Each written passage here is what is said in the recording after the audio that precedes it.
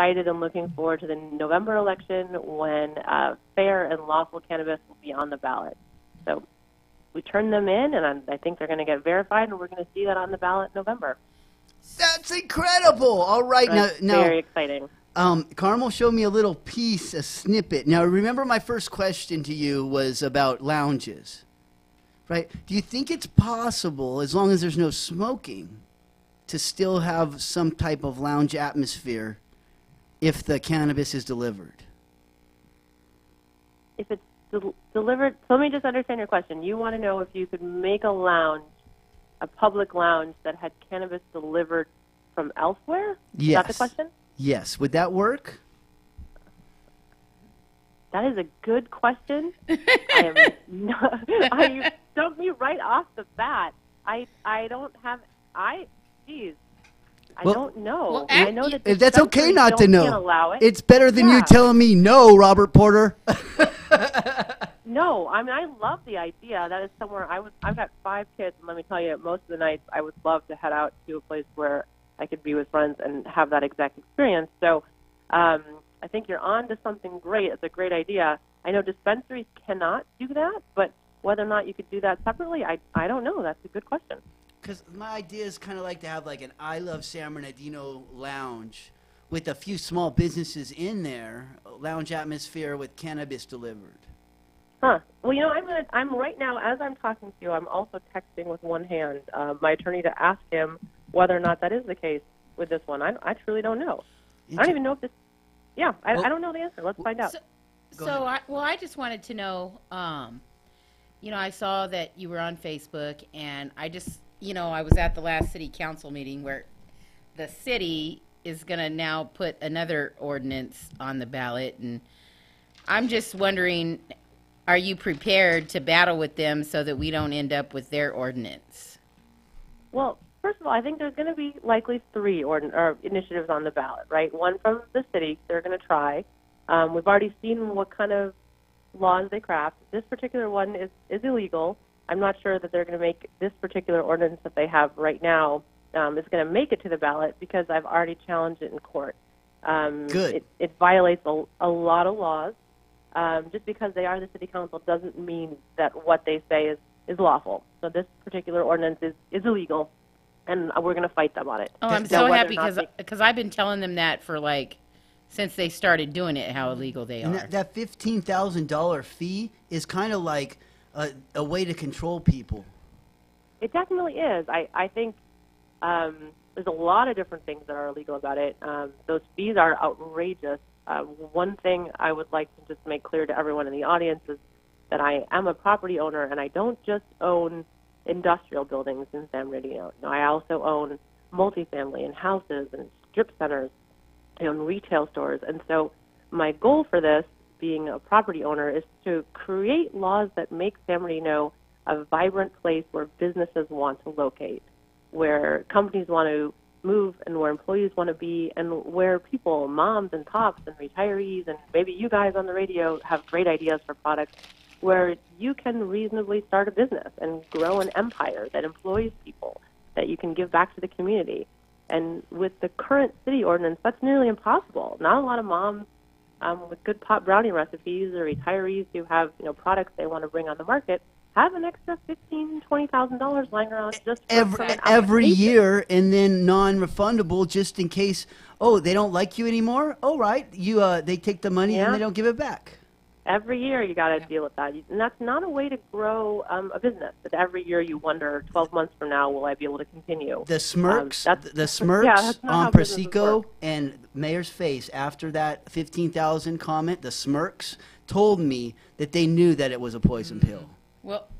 Well, all that being said, this election isn't like the last time when they did this. We actually have the people coming out to have to vote for the mayor. So I'm just wondering, how are you going to make sure that all those people check the right box on the ordinance? Because I think people get confused. I do think it is confusing, even for me, and I'm a well-informed voter. Who knows? I'm hopeful once they assign us something, a Measure G, Measure X, whatever, that we'll be able to communicate a little bit more effectively. Right now, we don't even have really a name for our ordinance. Okay. That hasn't been issued yet by the city, but I'm hopeful once we do, we're going to begin a very clear campaign. We're a very transparent group. The laws are very clear that we're proposing, and I hope to run a very clear and well-funded campaign to make sure people understand what they're voting for. I don't think that's been the case, certainly not with P, N, or O. I think most people didn't understand. They know in general they want to have cannabis, but they really don't even know what it is that's being proposed, and it's kind of a black box, and I'm hopeful that that's not the case with ours. You know, I wanted to tell you that I've read all of those, and I read yours thoroughly. And then when that guy, Kyle, came over to my office to have a sign, you know, I read the ballot title and the summary. And, you know, what I thought was, this is very easy to follow. This is very easy to read. And that is the gist of everything that I read. And I did think that it was very open and very transparent. Great. I think the city did a good job in making that particular petition. I think they clearly expressed to the voters what our hopes are. I mean, they can't make it super long. They've got to make it reasonable for people. But, yeah, it's pretty transparent. There is nothing hidden about it. There's no giveaways. There's no monopoly. There's no special classes. There's no one who's prohibited from applying. There's no hidden fees. It is what it is. It's very transparent and very straightforward, and I hope that a lot of people get licenses and create businesses and create wealth and opportunity in San Bernardino. That's what, honestly, that's what I'd like. I'd like locals to be able to take these businesses that they have literally had running in our city in the black market forever, and they just started to come out of the woodwork, and now the city scared them all back into the background. Right, and they actually all participated and showed up. I mean, and did good. You know, it was very surprising to me to see a room full of people at all the cannabis meetings paying attention. You know, I thought for our city that was a good thing, and our city didn't really take it as that, and they didn't really ask anybody for any help or any opinions on what the cannabis market is in the city of San Bernardino. Well, there was that citizens group, and I know that because I have people I know very well who were on it. People who were operating in San Bernardino at the time were definitely on that, and I know one woman in particular actually traveled to Sacramento to get best case practices, and Sacramento certainly is a model for me. I think they do a great job with cannabis, commercial cannabis. And so I know that those people did put in a lot of work talking to the city, and they were just summarily ignored. That went absolutely nowhere, and then the city crafted this ordinance, again, sort of out of nowhere, illegally, that had nothing to do with the input that was received. You are exactly correct. Not sure why that's the case, but it is. You're exactly 100% correct. That is exactly what they did. So how did you end up buying property in the city of San Bernardino? Certainly, San Bernardino is so attractive. It's got great infrastructure. It's got nice proximity to Los Angeles. It's got a good stock of buildings. The employees are really great in San Bernardino. It's got a very good workforce. There's a lot to love about San Bernardino, as you guys know. And we got lots of water. Certainly, maybe probably more than LA, right? Yes, and yeah. and it's something that we cherish and we hold dear to our hearts. That definitely all of us born here in San Bernardino know that's our golden egg, and that no one better try to ever take that, because we need all that water to grow all this cannabis for the cannabis capital of the world. Right, and you bring up a great point. I mean, let's just expand on what a cannabis capital means for me in my thinking about the industry. From a business perspective, and I am, a business leader and also a philanthropist and an activist. But really, I guess, talking about cannabis, I'm talking about that right now from a business perspective. That looking forward to San Bernardino being the capital of the manufacturing, not just of the cultivation, because this is an agricultural product, and San Bernardino is not an agricultural town. While indoor grows have, obviously make great medicine for people and really interesting plants. I think where San Bernardino is going to thrive is the bottling plants. There's, beverages that need to be bottled. There's bakeries. People are making cupcakes and even... You making jobs, Steph Smith? I'm working to make manufacturing jobs, not just cultivation jobs, although those are great too, but manufacturing jobs, truck driver jobs, delivery jobs. I'm thinking that, architects, engineers, Lawyers. receptionists, lawyers, all these people. There's a multiplier effect to having this industry. So it's not just the people who work inside with plants that are going to benefit. Accountants. Accountants. I mean, I feel like Insurance any providers. Insurance. Any industry that provides services to any other industry is going to benefit if you have more businesses in San Bernardino. And if I look at the University Business Park, just as an example, because I own a lot of buildings in that area, a lot of them are vacant, and that's a shame. Vacant buildings bring vandals. They tax the police. In fact, just today I had 2 police calls from buildings I have that are vacant. So my buildings are sucking up, like a lot of vacant buildings, sucking up police resources. If those buildings were occupied by a bottling plant or a bakery or an extraction facility, those business owners would be taking care of those businesses and leading to less problems for the community. That makes perfect And sense. tax dollars back into the community. Oh, of course, tax dollars back in, and that's where I really think, this initiative, it does a lot better job than either the city's initiative with its taxation unknown or the another initiative on the ballot, which it's really just a dinosaur, that initiative. Things move so fast, that initiative is already outdated, and it doesn't do a great job of collecting tax revenue from the real revenue generator, which would be the dispensaries. Who's running this other initiative? I don't actually know who's running it. I know it collected signatures a while ago. It's the same people who did Measure N. So this is sort of a reincarnation of Measure N. It's got all the faults of Measure N. Measure N or Measure O? No, Measure N. So it's going to reinstate kind of Measure N. It's got a monopoly through kind of an arbitrary priority system. It's got a huge exclusion zone. And then what happens is people who have priority status are essentially going to kind of nab the prime real estate spots so that no one else can get into the city. I'll have to find out more information. I would talk with them. There's 3 initiatives. We don't need this divide and conquer strategy again, everyone. We're against the city here. We need to work together. Well, let's try and work with the city when we can. Yeah, the city needs to come. Well, if they could just work with us, yeah, then we could not have any problems. I mean, why don't the city council, instead of taking it to the vote, just pass your ordinance? Wouldn't that be nice? That would be really nice. Really nice. Say that again loudly.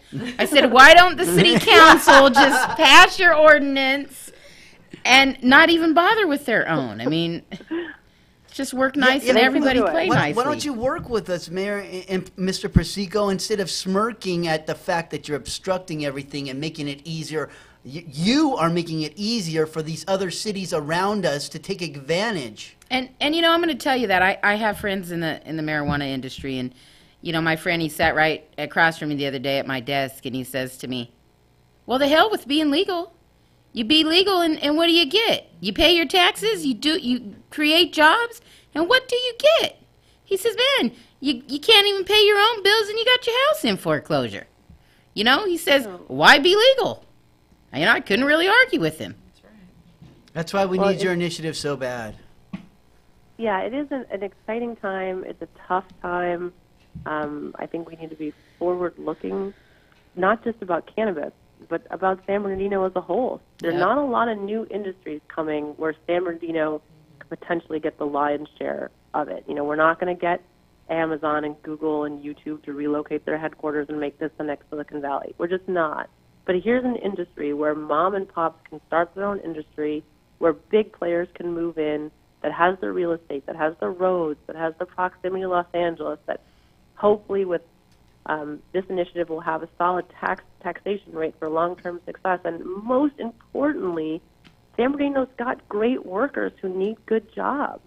You're educated, you show up on time, you've got good skills. Like, this is a community that needs the job, and this is a place where employers would be happy to relocate. Can I ask a question about political donations? Would that be all right? You can ask, by all means. I'm not registered to vote in San Bernardino. I do live slightly west. I don't vote there, but yes, by all means. Do you have you given political donations to any of the candidates, or to any of the politicians in San Bernardino? These are all public records, all donations I've made. I will say, for the record, I think more people need to get engaged in politics so that there is a change in San Bernardino. I think that what you see with a low voter turnout and disengagement is the same. And I guess I'm trying to ask is, do you think anyone smelt money? Do I think they smelled money? Yeah, like did you get any politicians from San Bernardino courting you? Oh, of course. Politicians, I know you guys agree with me that I think money should get out of politics. I think that money has no place in politics. Don't get me started on Citizens United. I really don't think money and politics should go together. It leads to corruption and cronyism, and it certainly doesn't put people first and citizens first, and that's how I think government should be led. Well, that's good. That's a little slide off the answer, but it's still good, and I'll accept that as the answer. So I had two questions. One, do you have an ordinance that you placed on the ballot in Colton also? I do, yeah, and it's actually really, really similar to the ordinance here for San Bernardino. What we did was we looked at a bunch of different ordinances, and we also talked to the ACLU and Drug Policy Alliance and kind of got their input. We wanted to make sure that what we crafted was not only good for the community, but also good for patients and also good for workers, protected patient and worker rights, which the city of Colton right now is not doing with their ordinance. And we wanted to make sure that there wouldn't be legal challenges and that it would be forward-looking. Things change so fast in cannabis that we wanted to not just look about 2018. We wanted to really look forward and to making sure that businesses who locate here have long-term success. And essentially, Colton and San Marino are really very, very similar initiatives. Excuse me. What about the county? Is there a possibility of doing a county-wide ordinance? Not. So I did not do one. Mm-hmm. Maybe next election. Am I begging? Yeah, it's a really, really good idea. My puppy dog eyes? It requires, a lot more signatures, a lot more funding, and I think what you're going to see, I'm hopeful that what happened to me with the raids, that's the last time that happens to anybody. That was a horrific abuse of power and just totally wasteful for the citizens of San Bernardino. And what I'm also hopeful is that this is the last time that initiatives for cannabis need to be on the ballot, that after this wave, 2018 in November, that cities and counties will get on board with cannabis. They'll realize that the people who run these businesses are not the boogeymen, and the people who use this product are regular citizens. It's people they know, it's their friends, it's their neighbors, and they're going to begin welcoming cannabis, and so that you won't need to collect signatures and put this on the ballot anymore. It's going to be city-driven instead. And one last question for me. Do you think the city will actually hand out any licenses under their ordinance? Your guess is as good as mine. I hope they do. I hope it's time to move forward now.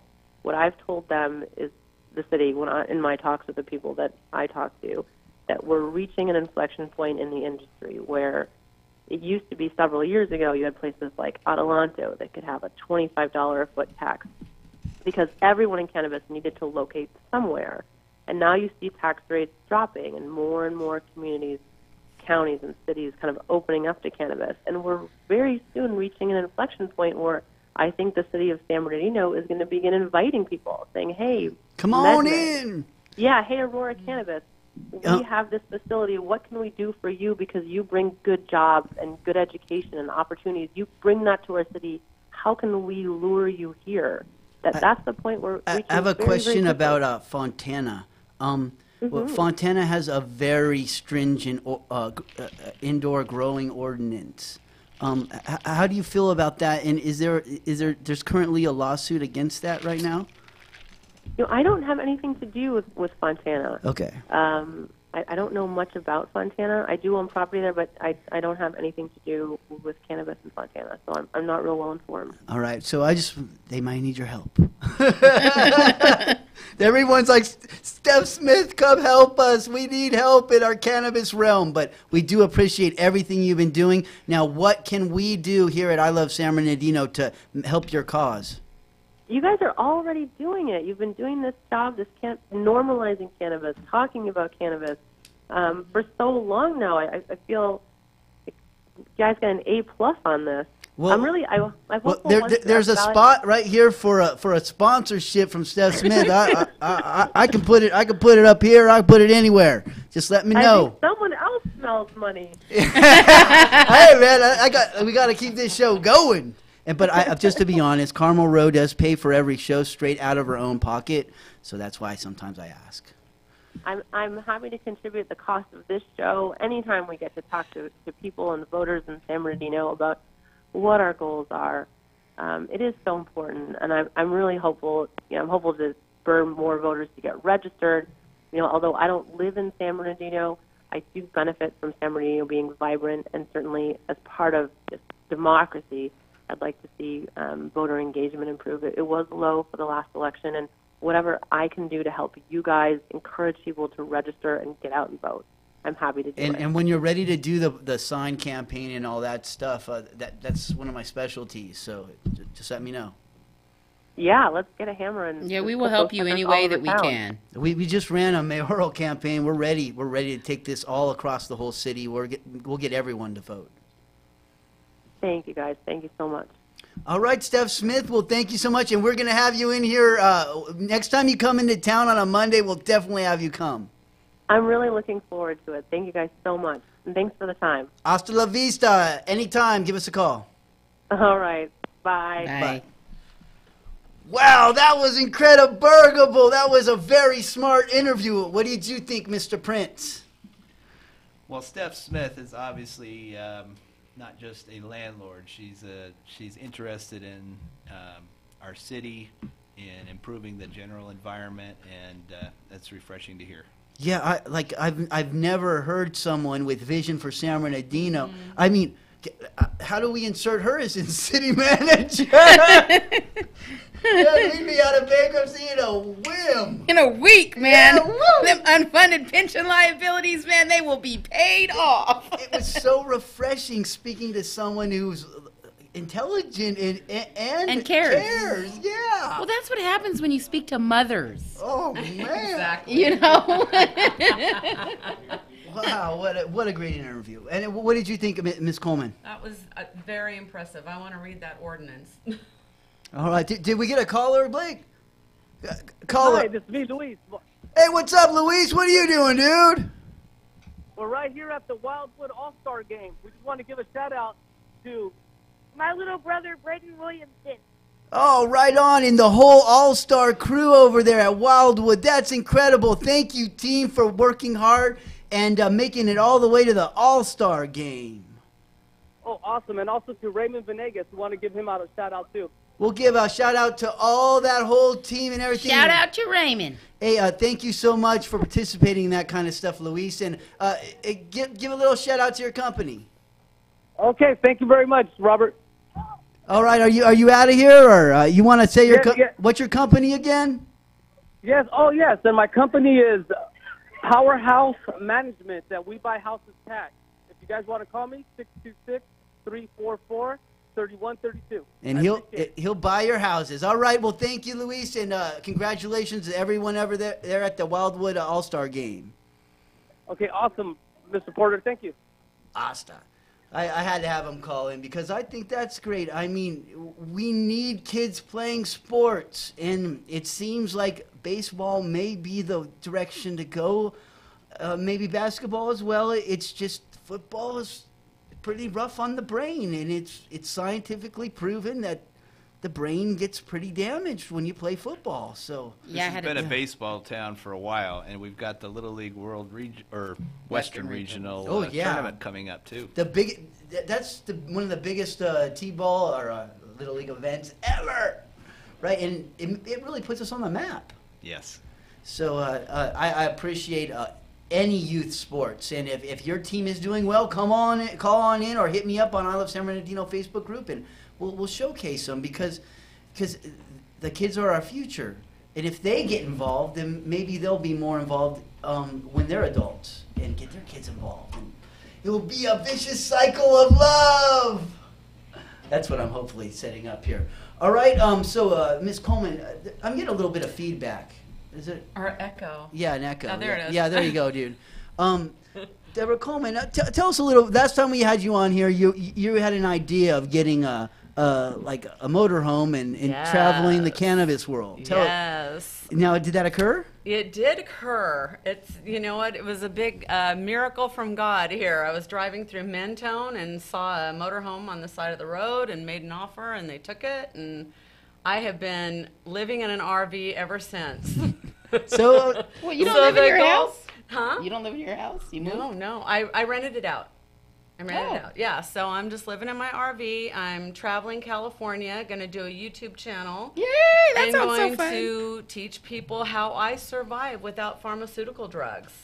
okay. Oh, so And go to dispensaries, growers, just tour California, trying to change public perception. Okay, so are you gonna put some cool cannabis art on your big ride, or are you gonna keep You it know, kind of chic? I think I'm going to fly under the radar. I Okay. don't want people showing up wherever I'm camping or, you know, doing whatever. Oh, thinking they're gonna you get a know. free joint. They're like, yeah. You can't, lady, where are your brownies?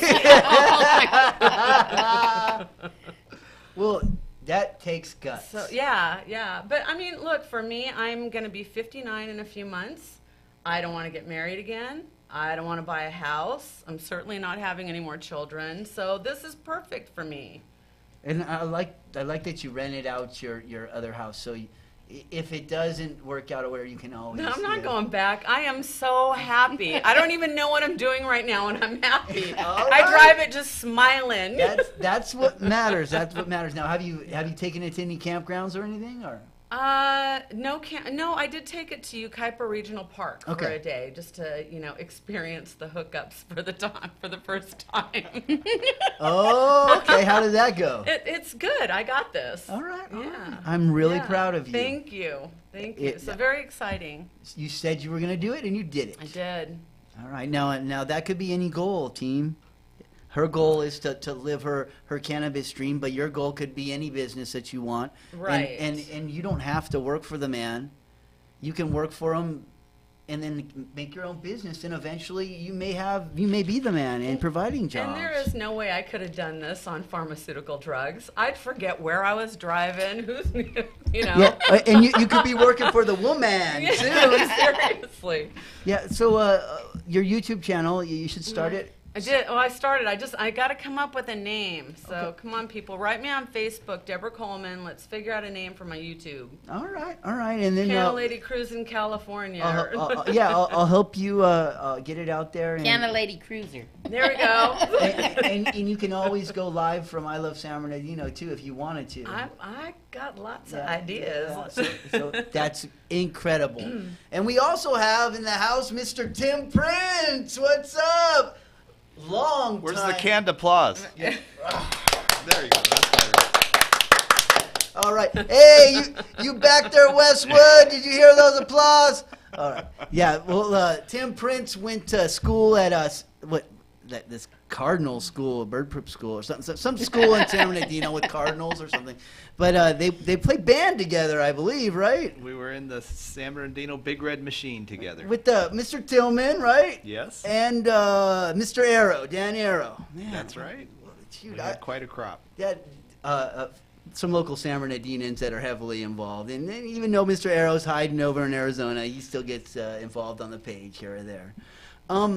So, on a serious note, we got you in here because we wanted to talk about this.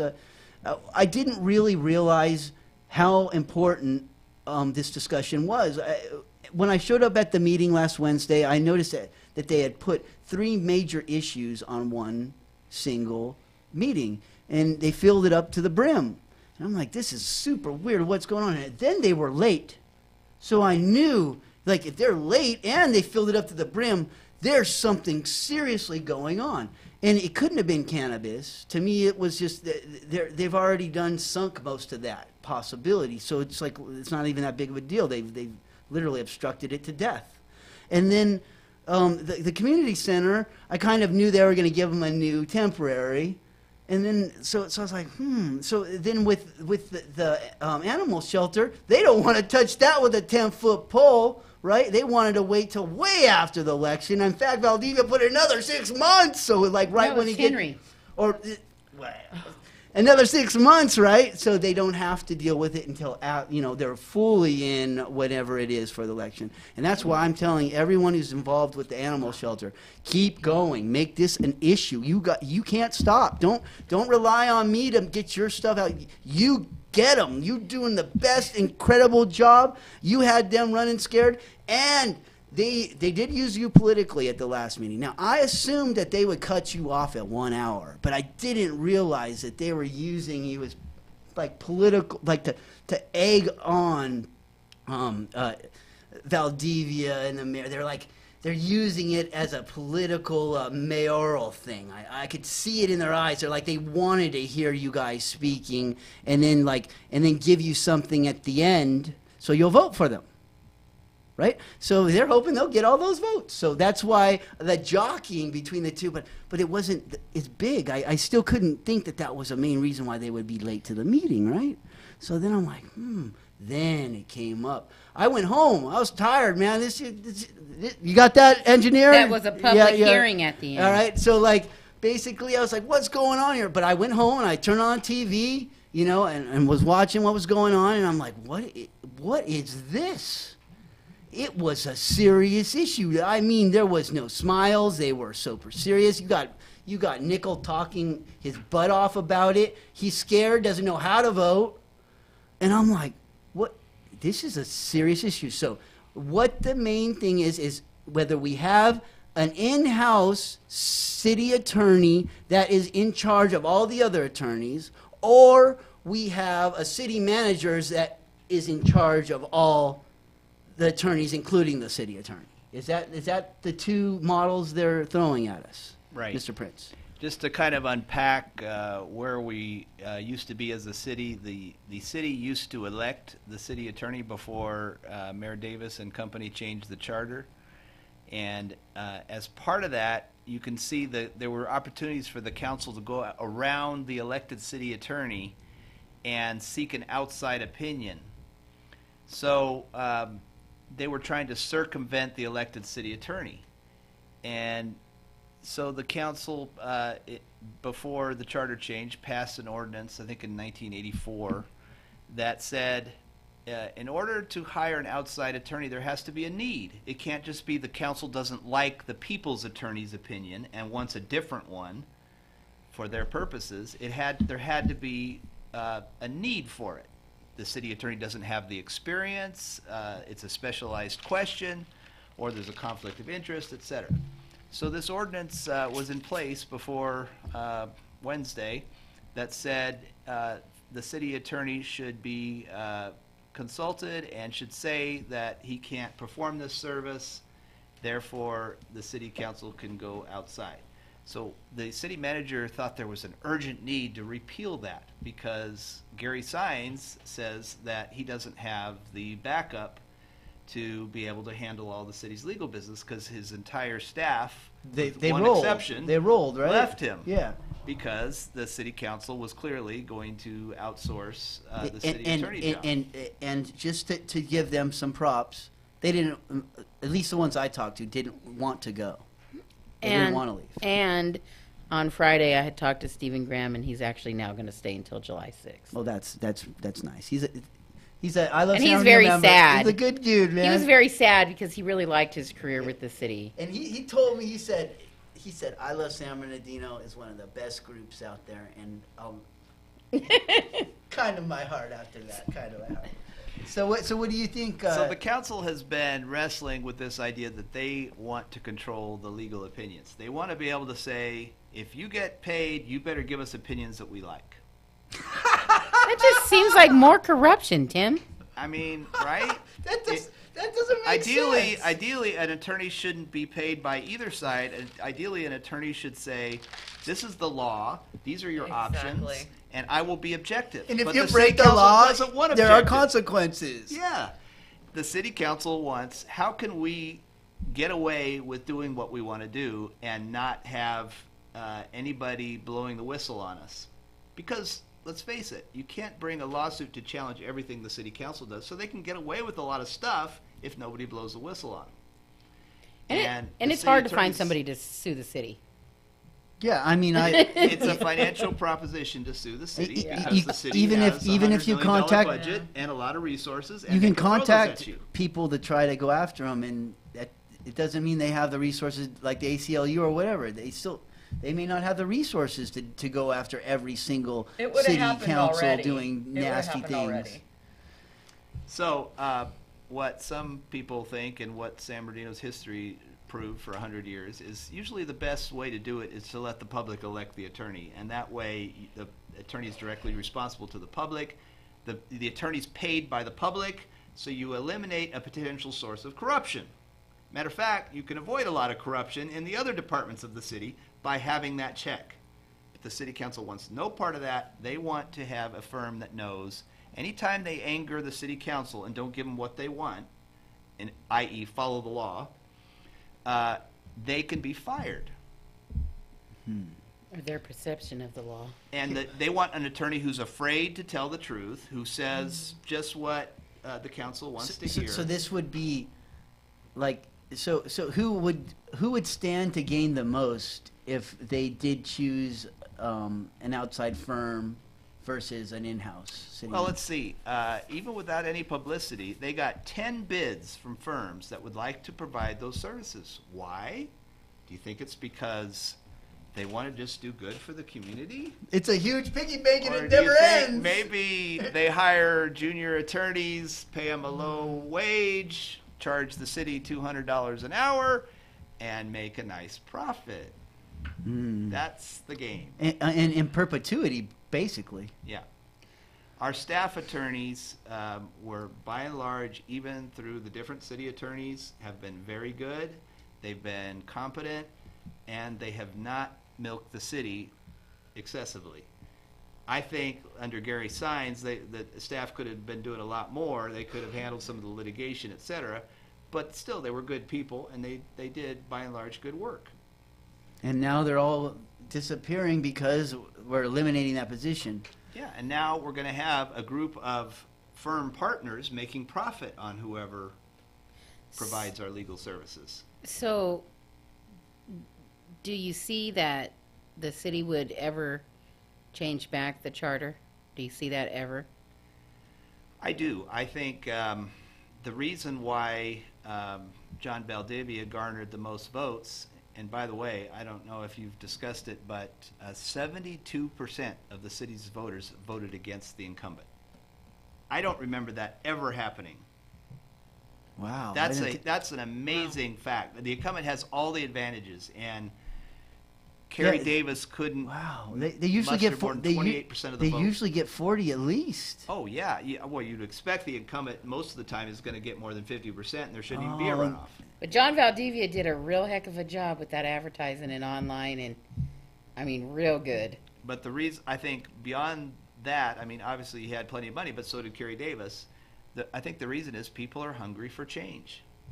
So And it don't matter what kind of change it is, they just want I change. haven't sat down with John recently, but I'm willing to do that, and I'm going to ask him, what change are you going to bring?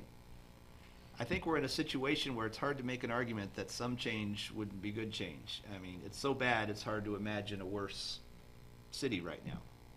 Things are so poorly run, and they keep getting worse. Remember a few years ago when we were voted the worst managed city? Well, I think it's worse now than it was then. And now we're going to lose our elected city attorney, so we have no hope of anybody to blow the whistle on the corruption. So how would you suggest that I mend my relationship with the city manager, since we are going to probably have to deal with her for 4 more years, at least? Like, I don't know how to... I don't want to be... I know it's not all her fault, but sometimes it feels like you have to go to the top to get other people to listen. The city manager is not interested in having relationships in the community. When she first came, I invited her to speak to 2 different organizations. She declined both. She actually, the first time I tried to talk to her in the city council, she walked right around me on purpose. And like it hurt my feelings, but that's why I don't mind hurting her feelings at the dais, but because she hurt my feelings first. Right. I really wanted to give her an opportunity to see that I really do love San Bernardino. And she took it upon herself to not even give a. You know, I'm not saying it. I didn't say it. yeah, You had the beep ready. well, you know, Tim. So this is how my mind keeps thinking. So maybe you can help me. My mind thinks that, you know, I saw what Alan Parker did. I saw what Mark Scott did. You know, I saw what went on when the chief of police was the city manager. And when you look at all the documents, everybody just signed things like willy-nilly. I mean, it's just very clear that nobody was even driving the ship, okay? Nobody was reading, you know, and so then we get Andrea Miller in there, and now she's reading, and it appears to me like she's straightening out a lot of the things that everybody else screwed up. But then I hear things from other people, you know, about her actions and about how she treats people. And that's not cool, you know.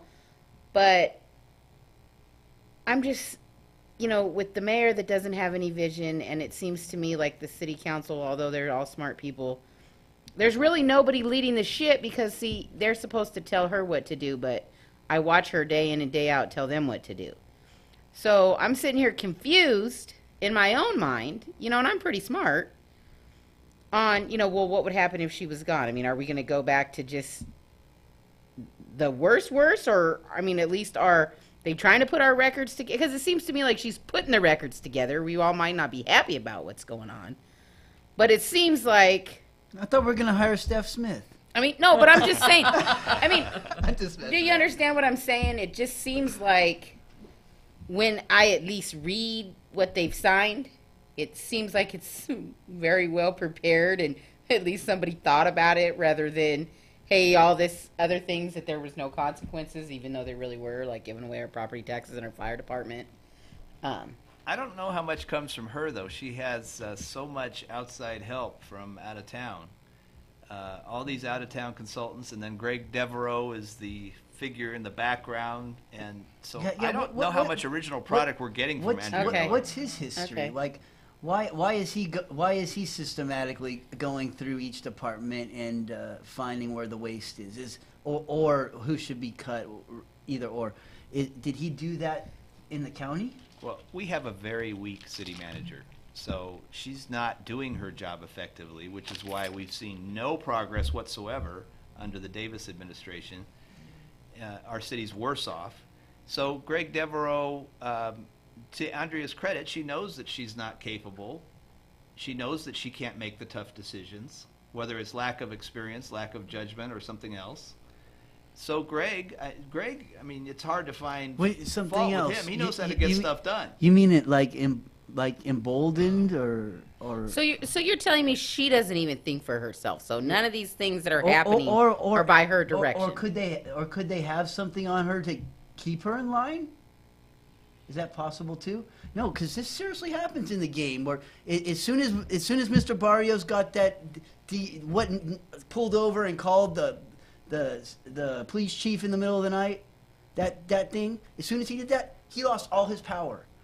He had no one respected him anymore. I'm wondering if they got something on her. Like sometimes it just feels like they're not doing what's best for us. It feels like they're doing what's best for the consultants out there, and you're supposed to be helping San Bernardino. Andrea does not have a good track record with cities. After the time where she left us originally, when we declared in bankruptcy, 2012, she drove us into bankruptcy. And then she went to work for multiple other public entities, and almost all of them, she had a very short tenure, let's put it that way. So who would you like to see be the city manager, Tim?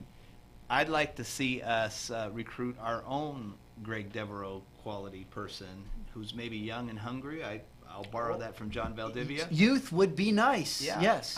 I want somebody young and hungry. We've got a lot of work to do in this city, and we're not going to get it by hiring outside consultants who don't know our history, our culture, and our passions. And then hire their friends. And don't say you don't do it, and don't try to hide it behind. That's one of my main issues with you, is that you're hiring your friends. Now, you can justify it and they may be qualified, but it still doesn't look right. So where would we find a person like this? Well, the excuse before was that we were in bankruptcy and that we had a unique city charter. So those things don't exist anymore. So if we're to believe all the rhetoric that foisted this boilerplate charter upon us, then let's put it to use and now go out for a real city manager. And I don't even care if we pay them more. Andrea, More than $329,000. The president only makes $400 for crying out I loud. understand, but the state may prevent that. Isn't there legislation in the works that no one can make more than the governor, right, on state coffers? Is that correct? I think If you that's say so. no. I think that's honestly something they're looking I at think the they are state level looking at right that. now. Yeah, And it- San Bernardino County has people some would of vote the for worst that. salaries. People would vote for that in an instant to Yeah. stop another Bell or another San Bernardino from happening. How much does our sheriff make? Something like close to $500,000. Oh my I mean, gosh! it's- Like, see, I don't. The chief of police makes like. And a I don't little- understand almost that. four. It's not fair to the people who only make like $20,000 a year and work their ass off. And then they think they're better than us because they make that kind of money. Right, and it's only going to get worse with this new charter. But since they don't have that excuse anymore, why don't we try to recruit the best? So how do we get rid of the current city manager if we have to get all 7 council members to vote? Well, I think we have to vote for all the change that we can. We have to vote out Fred Charette, who's the biggest patsy for the city manager and for Davis, and we have to vote out Davis. And we may end up having her 4 more years. That's why I was asking, how do you mend? Like, how do I give an olive branch to someone who won't even look me in the eye? No, she's not interested. Yeah, I mean, and that's what Scott Olson told me. He just laughed at my face. He said, she don't have to do shit for you, dude. Hey, Robert. Oh,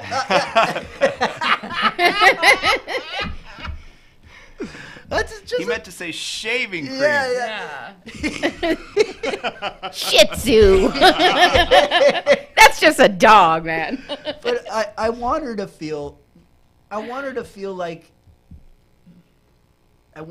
she could still help San Bernardino if she tried right now and she kept going and didn't just focus on helping her consultant friends, didn't really focus on the council and the mayor, even though they're your boss technically, but take a really look at what the people of San Bernardino want.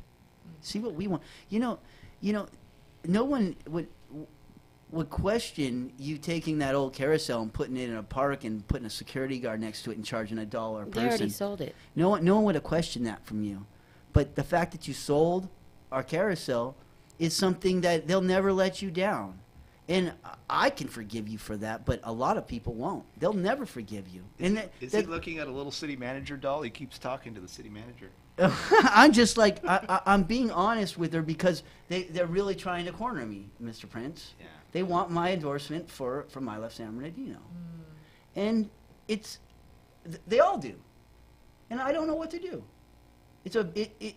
If I could help the city by supporting people that I normally wouldn't support, I would do it. I would, if they were to give me some of my speaking time back, I might do it. Like, I want to help the city if you want my support. So you guys figure it out. Well, Tim, so are you going to apply for a job with the city? My clients would kill me. I can't do that. So you're not going to apply for their outside council position? No.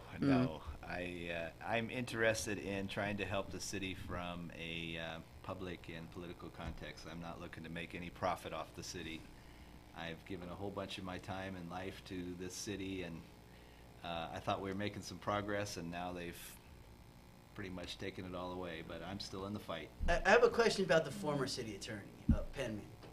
Do you think that he was planning on starting a cannabis business way back when he first raided the East Street dispensary? You know, I'm still kind of in shock because I have a feeling wasn't they he were. and Wendy McCamick and his little They were planning this all along, majority? weren't they? I thought they were anti-cannabis. I thought they were. They never ever told me they were anti. They never ever said that. Jim told me personally that before he got recalled, they were working on an ordinance that everybody would have liked in the city, and they were going to put it forward. So they were planning on doing a business back then. They saw the writing on the wall way back then. The hallmark of the Penman years was to go after those type of causes under the banner of law and order. So I think in the old days, I would bet that Penman and McCamick were against cannabis, but they certainly seem to have changed their mind, whether that's for financial reasons or something. But I'm just going to tell you guys that now I lost what I was going to tell you about the cannabis. Brain fart. Man. I made it take worse. a break so she can think about it. Give her some sugar. I gave her some CBD right here from Plant Organics, right there, 2601 Del Rosa. I can't believe that. Avenue. I usually never forget things. And it was about cannabis. Darn it. That's my fault. And you're younger than me, too. You'll And my kid's been gone for a couple days, so my brain can really think You're going to clear. remember at 3 in the morning, watch. You'll wake up. Oh, I'm going to call you, Robert. I'll be like, oh, yeah, now I know. All right, well, before we end, I'm going to end with a little bit of history here, all right? And this is from the book Indian Slave Trade Along the Mojave River. Mojave Indian runners, Panabona and Mitinara, were photographed by Timothy H. O'Sullivan on the Colorado River expedition of 1871 under Lieutenant George M. Wheeler. Men such as these were said to be capable of traveling as much as 100 miles in a long day, courtesy of the Smithsonian Institute Bureau of Ethnology. So I'll show you the picture over here. But basically, I just wanted to show you that that's how transportation used to happen in the past. People would run 100 miles in a day to pass messages. So that just shows that San Bernardino in our area was a hub for thousands of years and can continue to be successful and a hub for 1,000 more years if we have vision. What a great optimistic note to end on. I Very try my nice. I really want people to know that our history can save us. Absolutely. We're an historical city. Thanks for pointing that out. We love history. Now, thank you so much, Tim Prince, Deborah Coleman, Carmel Rowe. We got Mike Harris in the back over there. In the audience. Yeah, how you doing? You want to say hello, Mike? Hey, how's it going? All right. And thank you, Blake, doing the got a phone engineer. call, Robert too. Porter is Out. You better answer the phone, Robert. KCAA Loma Linda, 1050 AM, 106.5 FM, and now 102.3 FM.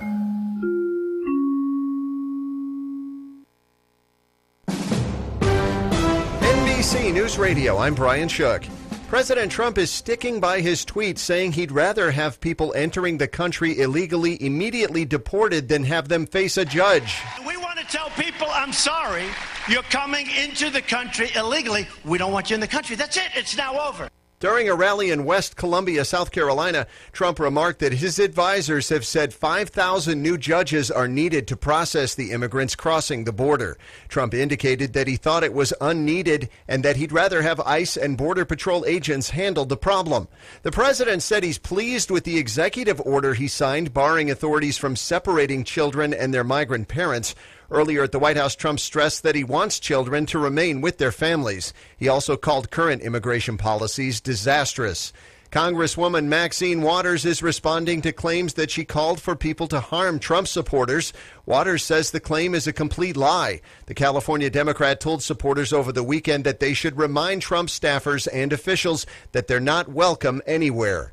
USC is facing a massive amount of litigation over a longtime campus gynecologist. There have reportedly been 200 former students who filed lawsuits against the university, saying they didn't do enough to punish Dr. George Tyndall during his nearly 3 decades at the school. The women are accusing Dr. Tyndall of inappropriate touching and making inappropriate comments during exams. If the lawsuits are successful, the school may be on the hook for hundreds of millions of dollars. Jason Campidonia, NBC News Radio. This week, the FBI Director and Deputy Attorney General will testify before the House Judiciary Committee. Director Christopher Wray and Deputy AG Rod Rosenstein will face questions by the House Committee on Thursday over the FBI's handling of the investigation into Hillary Clinton's email use. The hearing will cover the recently released Inspector General report. You're listening to the latest from NBC News Radio. Walgreens is conducting an investigation after an Arizona pharmacist refused to fill a woman's prescription for miscarriage-inducing medication. Nicole Arteaga says she was given the script after her OBGYN discovered that her baby had stopped developing in her womb. Arteaga says a pharmacist at a Walgreens in the Phoenix suburb of Peoria refused to fill it because of his ethical beliefs. Researchers at the University of Utah say living at higher altitudes may increase the risk of being depressed. Professor Perry Renshaw says the study shows that people who live at high altitudes get less oxygen to the brain. Not that the oxygen does something directly, but rather changes brain chemistry in ways that can really influence how we feel about things. Renshaw says the changes make it harder for the body to make serotonin. That's a chemical that helps regulate moods. It's known as the happiness hormone. Health updates, Sarah Lee Kessler, NBC News Radio. KCAA. Look, ain't no time to be down and out. Tune in to the things to be proud about. When you sacrifice and reach your goal, you can look back round and laugh it out. You know where to go, well then welcome to the Matt Rock Show.